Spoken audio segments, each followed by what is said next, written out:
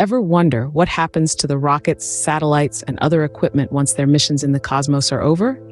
It's not as tidy as one might think. Welcome to the world of space junk. Space junk, also known as space debris, is the collection of defunct objects in space, including old satellites, spent rocket stages, and fragments from disintegration, erosion, and collisions.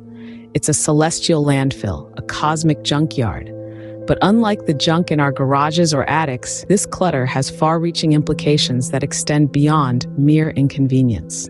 The birth of space junk dates back to the dawn of space exploration. With each new launch, whether for scientific, commercial, or military purposes, we've left a trail of trash in our wake.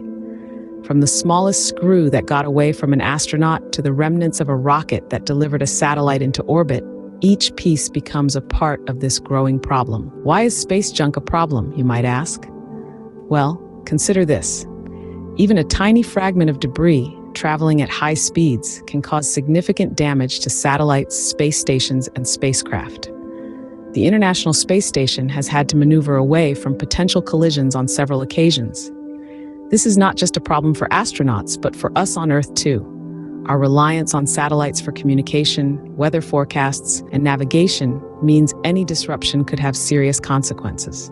In this video, we've explored the fascinating yet concerning world of space junk. We've delved into what it is, traced its origins back to the beginning of space exploration, and discussed why it's a problem for us.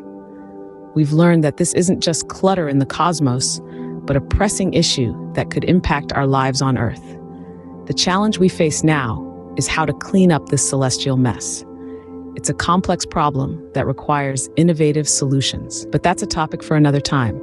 For now, keep looking up at the stars, but remember, there's more up there than meets the eye.